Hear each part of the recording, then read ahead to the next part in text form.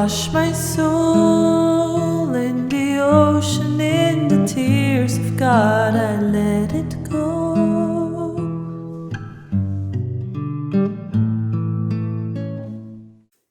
May 2022 video horoscopes with me, Lada from Astrolada.com. May is eclipse season. There will be some crises that are happening in our lives, some big reversals, but like with everything eclipses, those reversals can create powerful new opportunities in our lives.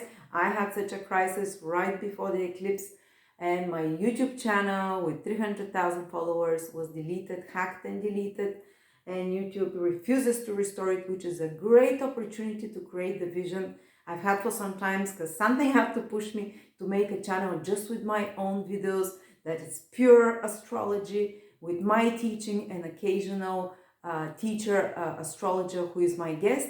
Plus, this pushed me to start an Astrolada streaming service, which we're in the process of creating, where you can access all the videos independent of any platforms and big players, as you can see how they can delete your life in a second if they want. But I'm excited for this because it will be devoid of the vibrations of whatever it is, but we're still gonna use YouTube to attract new followers. And please subscribe to that YouTube channel if you're using YouTube or whatever you're watching, Facebook or Instagram. Follow me, and I'll be posting here. We'll restore some of the old videos as well, which is great, the tutorial videos, and I have new rubrics, new monthly exciting astrology projects that I'll be doing. And by the way, if you want to still join me on my course in May the 4th, it starts. It will be live for 6 weeks. I'll be teaching foundational astrology, how to interpret the natal charts, the techniques that are very simple but extremely insightful. There is an installment plan if you can't afford to pay it just once. So, new beginning. Let's begin with eclipse seasons. A lot of us will be having new beginnings. Please take it as opportunities, not just as crises. Sagittarius, Sun, Moon, Rising, May 2022. Sagittarius, I have great news for you and for all the fire signs. And I'm going to start with you to pick up your mood. Jupiter, the great benefic, which is also your planet, is going to move into your 5th house from the 10th of May and will stay there almost to the end of the year, and then back again into your 5th house from 2023. And why is this such a good news? Because when Jupiter, the great benefic, enters another fire sign, it totally opens path and makes everything much easier for you as a fire sign. So you're going to start feeling more inspired, first of all. The 5th house is the house of connecting to the divine spirit, of connecting to the joy of life. It rules children. So that's, if you look at children, how they are fascinated with life, they find it miraculous, how they laugh from heart, how they self-express without any complexes or prejudices. Well, Jupiter moving into your 5th house will allow a bit of that spark back into your life, for you to become more vibrant, more inspired, more playful, full of life. If you've been feeling more like down and lacking energy, this will end from May onwards. And the 5th house is the house of new creative ideas, new original ideas. You might find yourself suddenly like your head exploding with inspirations, waking up in the middle of the night with great ideas. And write them down, of course, and start working on them. It will be great joy, and it will start happening very easy for the next almost 1 year. Some of you can have a great idea to write a book, or to, start some business, to turn to a hobby that they have, which 5th house also rules those things we really enjoy, that make us get lost in the moment. Is it dancing for you? Is it knitting? Is it hacking? Whatever, everyone has some talent that comes naturally to them, singing or whatever, that you can expand now, and you can really derive a lot of joy from, or you can discover new things that bring you joy, new things that make you excited about life, that make you have that spark and fire back into your life like a child. On a more basic level, fifth house is romantic partners. Are you single, Sagittarius? Well, some of you already from May, because Venus, the planet of love, also enters your fifth house of being in love, can start having more romantic escapades than others. It doesn't mean you have to be committed or anything. You can just have more than one romantic partners with Jupiter in the fifth house. So just dip your toe and experience different of those. Jupiter gives abundance, so more than one. Or if you want a committed relationship, this is a time when you can really fall in love, because the fifth house kind of is connected to here, to the, to opening up the heart chakra, to feel the feeling of in love is that being so alive, so excited, and sometimes a person can bring it, falling in love. Another time, it can be something new that enters your life that makes it worth living and makes it that you have joy again and purpose. Sometimes it can be a child. For some of you, over the next 1 year, it can be a very easy period, especially if you're Sagittarius moon or ascendant, to get pregnant or to have a child that is going to bring you a lot of good karma. That would be a child that brings abundance for you in some way. Or if you already have children, it can be your joy comes from seeing your children hit milestones, grow, some opportunities are coming into them. You can connect, you can receive, you can improve a relationship with a child, you can deepen and really enjoy spending more time with your children, and also good things are coming to you through them or in their own lives.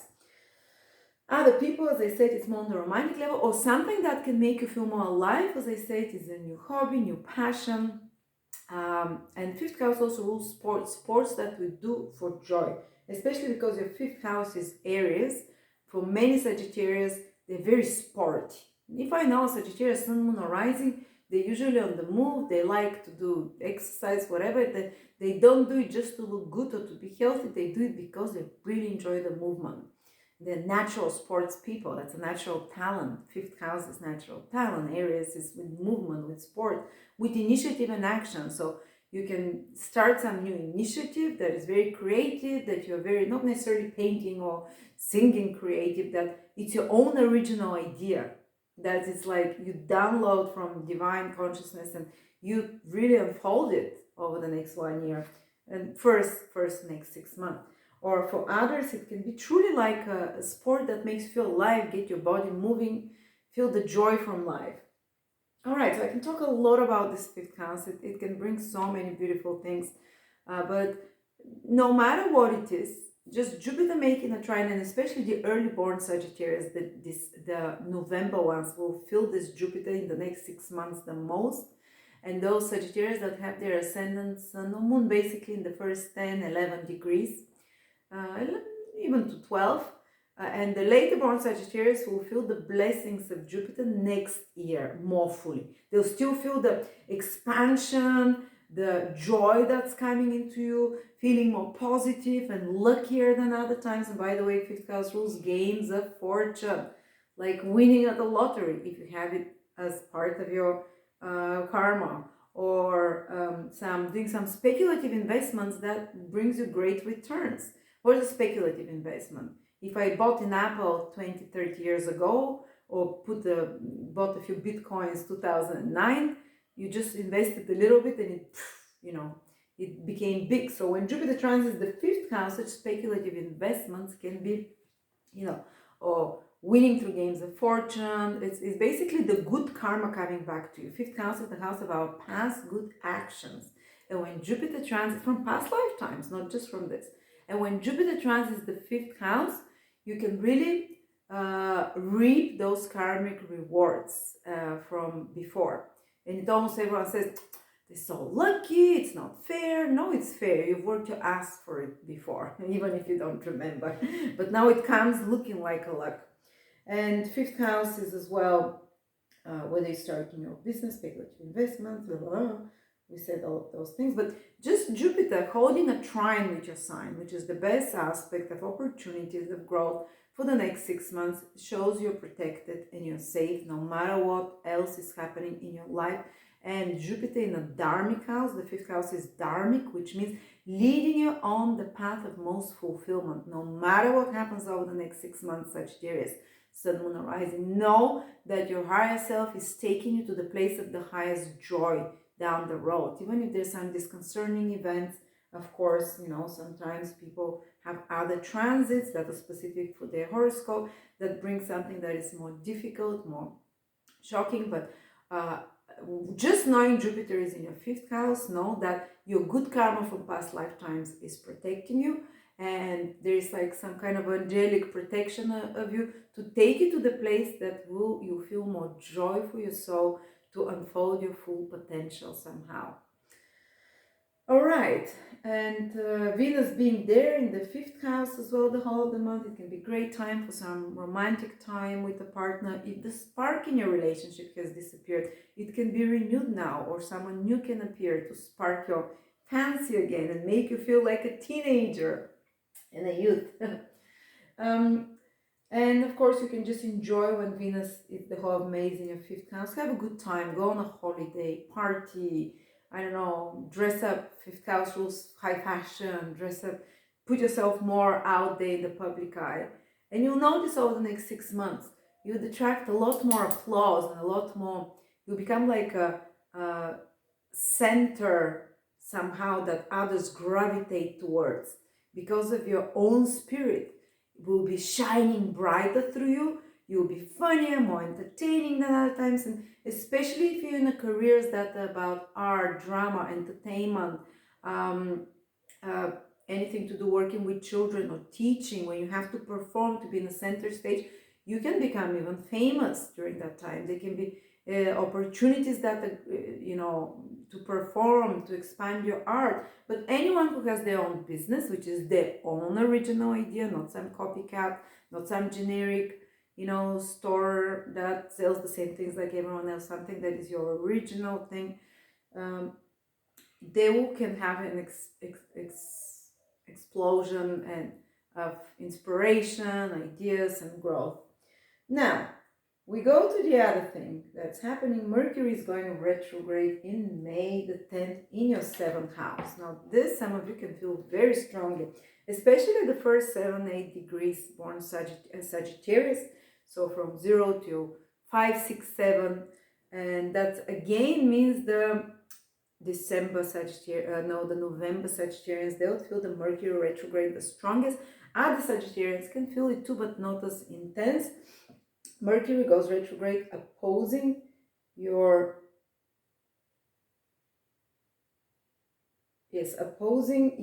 ascendant sun moon or ascendant sun or moon. So it can mean people from your past starting to come back, like you haven't met an old boyfriend or girlfriend, you reconnect with them and you become friends, or you heal the pain that was left to you, or you just see for the losers that they are from a different perspective and you no longer care after that, psychologically, emotionally. Or sometimes it can just really reconnect with someone from your past to restart the relationships. Someone you haven't heard from calls you, or you get in touch with them.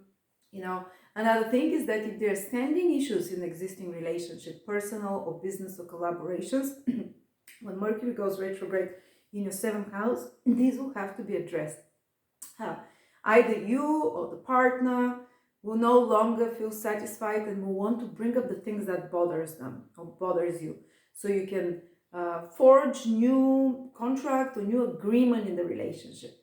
Maybe your wife spends too much on Netflix or in the internet and you're not satisfied with that, and you sit her down and you speak to her and you say, let's change it. Let's have new rules here. Let's not be on our phones or pads till after 7 o'clock or whatever. Or it might be something that some business contract or collaboration you are not satisfied with, and you just say, there's certain things that I don't like about it. Let's remove them. Let's change somehow the plan of how we work together. And again, if they agree, if you find more balance and a better solution, when Mercury turns direct, this partnership, business or personal, will be really improved with noticeable results. We'll take it to the next level of improvement. Of course, it can be preceded by a bit of a crisis because of those things have to be addressed. But sometimes There can be reached no agreement, and one side will not cooperate. It might be you, it might be the other side. So during this Mercury retrograde period, you might decide that certain collaborations or relationships or contracts and that you might have and obligations towards others, it's time to end them because it's not fair, it's not balanced in some way anymore. And some of you might end the relationship, might end the partnership, collaboration, or certain clients, connections that they have. They might decide that I no longer want to work with those clients. So the clients say, I don't longer want to be your client, you know. But if you can decide to reach out to your old clients and audience and re-engage them again, or to restart some project that you were working with another in collaboration, to really put some extra efforts on it, to reframe it, to redo it, to make it better, to edit it, you know, and or if you've been working already on some project that is connected to reaching audience, to sales, to kind of connecting with others, you might be asked to redesign it a bit, to put some extra efforts, mental, psychological, redo the plan a little bit. But there'll be definitely some discussions, maybe some delays to signing of contracts or deals or projects that you're doing with others. But those delays are only so because there is a better way to do it, or something that you are missing that you'll become aware of that you need to incorporate in it. And then from the 25th to 4th of May, Mercury goes retrogrades into another sign, which means goes retrograde into the 6th house here, Sagittarius. So then you might be dealing with finishing some projects or editing or fixing or replanning from work that you left and you have to complete now. Some mistakes you might have done, you have to correct and fix them, make them better.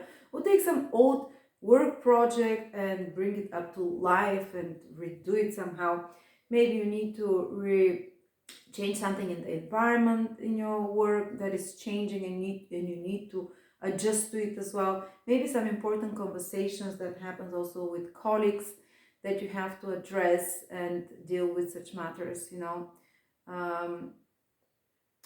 And also it's re-examining also your health habits, how you take care of your body. Maybe replan your workout routine, maybe replan your food routine, because Mercury makes you maybe receive different information and you say, okay, I have to change something. How I take care of my health, how do I maintain my health, what routines and exercises do I do? Or maybe you'd notice from the end of the month that your schedule might be a little bit up in the air, because 6th house is our routines, how everything is planned. Well, Mercury goes there and says, routine's out of the window, we have to change something. So kind of you have to adjust to those things. And also it can mean that you get an old job. Maybe you've applied for a job, or an old employee that comes back to you, or an old job that you've been hoping, or you get back to it, or something like that. Okay, and then we have, of course, the eclipses, Sagittarius. The eclipse is, we talked about Jupiter in Aries. Eclipse is on the 16th of May. You can feel it a month before and 2-3 months after the consequences. It's going to be in your 12th house. Often Sagittarius might have planets in Scorpio, so check out, especially if you have planets in the last in around 25 degrees in Scorpio, maybe 23, 24, 25. Then this eclipse can make a huge change in your life. Otherwise, because it's not in your sign, it's in your 12th house, and 12th house is the house of endings. And this eclipse is an eclipse of endings and completions, because it's in with the south node, it's a full moon, which something comes to culmination, it's completed. And it's in the 12th house where we restore subconscious feelings from past lifetimes and traumas from past lifetimes, because Scorpio is involved.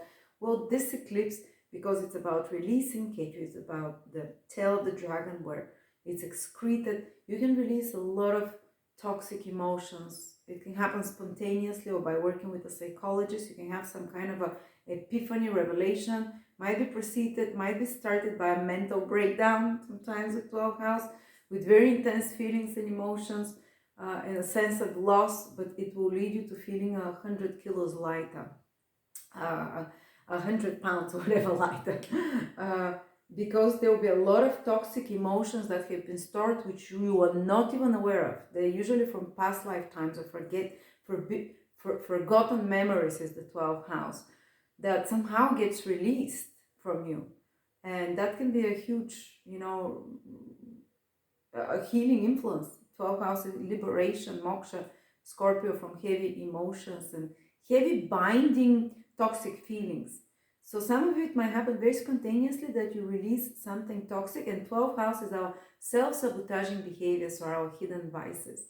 So for some of you Sagittarius, it can be like a total release from toxic, from some addiction. It might be a sexual addiction, it might be addiction to substances, it might be some really toxic self-sabotaging behavior that it's played out, it's raw in your life, in the universe, by divine grace or by some external event and crisis, just discontinues it from your life. It's like, they've suffered enough on that, they've brooded on those feelings, there is a release, opening of a channel to release this addiction, obsession, or attachment of some sort. And you can have some very powerful revelations, 12th house rules secrets, like about your subconscious, how it works, or about certain patterns that become clear for you. Or you can even have this eclipses open channels and portals to the invisible world. And when it's happening in your 12th house of invisible worlds and intuition, wow, you can dream something. It might be disturbing.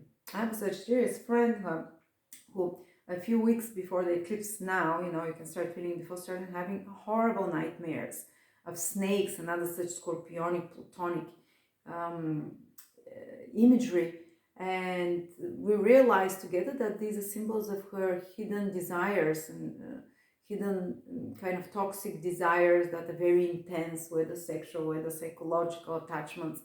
And sometimes you rework those psychological issues very spontaneous way in your dreams, so you can receive very powerful signs with an eclipse in your 12th house, which is a psychic eclipse with Ketu, the most spiritual planet in the most spiritual house, communication from departed ones, from the invisible world, sometimes astral attacks possible. So, around the time of the eclipse on the 16th, try not to eat too much, take intoxicants or any such things, because you're more vulnerable astrally, especially in the resting state. For others, it can be a culmination of some spiritual experience even.